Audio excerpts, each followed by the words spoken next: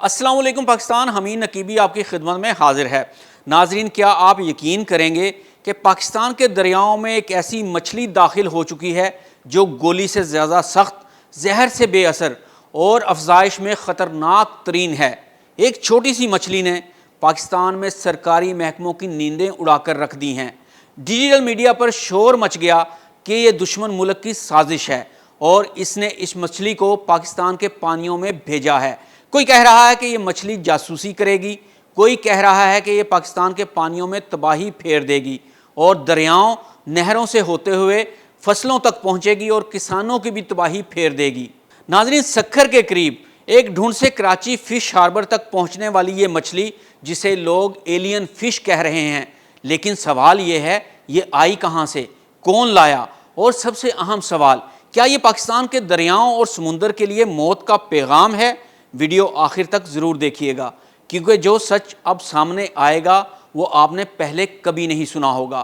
اصل سچ کیا ہے، آئیے جاننے کی کوشش کرتے ہیں۔ ناظرین، یہ مچھلی لاطینی امریکہ کی رہائشی ہے، جہاں اس کا قدرتی نظام اس کو قابو میں رکھتا ہے، لیکن جب یہ غیر فطری ماحول میں داخل ہوتی ہے جیسا کہ پاکستان، تو یہ ایک بایولوجیکل ویپن بن جاتی ہے۔ اس مچھلی کا جسم لوہے جیسی ہڈیوں کی پلیٹوں سے ڈھکا ہوتا ہے، یعنی یہ قدرتی طور پر بختر بند ہوتی ہے۔ اس کا تقریباً کوئی قدرتی دشمن نہیں، انتہائی سخت جان ہے، آلودہ پانی میں بھی زندہ رہتی ہے، کم آکسیجن، زیادہ نمک، کیچڑ سب برداشت کر لیتی ہے، زمین میں سرنگیں کھودنے کی صلاحیت رکھتی ہے۔ یہ خصوصیت کسی عام مچھلی میں نہیں ہوتی۔ تو آئیے اب جانتے ہیں کہ اس مچھلی سے اصل خطرہ کیا ہے جو عوام کو ابھی تک نہیں بتایا گیا۔ نمبر 1، دریاؤں کے کنارے تباہ کر دیتی ہے۔ یہ مچھلی دریاؤں کے کناروں میں بل بناتی ہے اور سرنگیں کھودتی ہے، اس سے کنارے بیٹھنے لگتے ہیں، نہریں، بیراج، بند اور پشتے کمزور ہو جاتے ہیں۔ پنجاب اور سندھ میں نہری نظام پہلے ہی بہت کمزور ہے۔ یہ مچھلی انفراسٹرکچر کے لیے خاموش دشمن ہے۔ نمبر 2، یہ مچھلی مقامی مچھلیوں کا مکمل خاتمہ شروع کر دیتی ہے۔ یہ مچھلی مچھلیوں کے انڈے اور لاروا کھا جاتی ہے، خوراک پر قبضہ کر لیتی ہے، مقامی اقسام کو افزائش کا موقع ہی نہیں ملتا، جس کا نتیجہ یہ نکلتا ہے کہ پاکستان میں پائی جانے والی مختلف مچھلیاں سرے سے غائب ہونے لگتی ہیں، مقامی ماہی گیر تباہ ہو جاتے ہیں، غذائی زنجیر فوڈ چین ٹوٹ جاتی ہے۔ تو آئیے اب دیکھتے ہیں کہ یہ مچھلی پنجاب کے لیے خاص خطرہ کیوں ہے۔ ناظرین، پنجاب میں نہریں، دریا، تالاب، بیراج زرعی پانی پر مکمل انحصار کرتے ہیں۔ یہ مچھلی نہروں کے کنارے توڑتی ہے، پانی کے بہاؤ کو متاثر کرتی ہے، کسانوں کے پانی کو خطرے میں ڈالتی ہے، ماہی گیری کی مقامی معیشت ختم کر سکتی ہے۔ یہ صرف مچھلی نہیں، زرعی و آبی سلامتی کا مسئلہ ہے۔ تو آئیے اب یہ بھی جانتے ہیں کہ یہ مچھلی سمندر کے لیے خطرہ کیوں بنی ہوئی ہے۔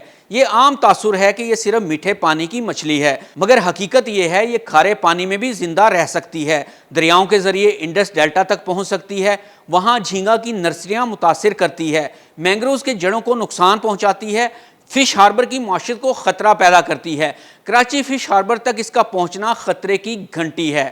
ناظرین، اب اہم سوال یہاں یہ پیدا ہوتا ہے کہ یہ مچھلی پاکستان تک آخر پہنچی کیسے؟ کیا یہ سازش تھی یا پھر معاملہ کچھ اور ہے؟ تو آئیے دیکھتے ہیں۔ یہ مچھلی ایکویریم میں ڈیکوریشن کے طور پر رکھی جاتی ہے۔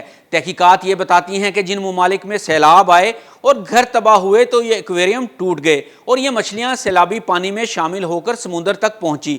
لیکن اس کے ساتھ ساتھ ایک اور تھیوری نے بھی جنم لیا ہے کہ یہ مچھلیاں کسی نے جان بوجھ کر پاکستان کے پانیوں میں چھوڑی، جیسا کہ ہندوستان پر ہی شک جاتا ہے، کیونکہ ہندوستان کبھی پاکستان کا پانی روک کر سازش کرتا ہے اور کبھی کسی اور بہانے سے۔ تو اس بار اس نے پاکستان کے پانیوں میں یہ مچھلی چھوڑ کر ایک نئی سازش کی ہے۔ تو آئیے اب دیکھتے ہیں کہ اس پر کنٹرول کرنا ناممکن کیوں ہے۔ ناظرین، یہ سب سے خطرناک حقیقت ہے۔ ایک مادہ سال میں ہزاروں انڈے دیتی ہے جو تیزی سے بالغ ہو کر مچھلیاں بن جاتے ہیں۔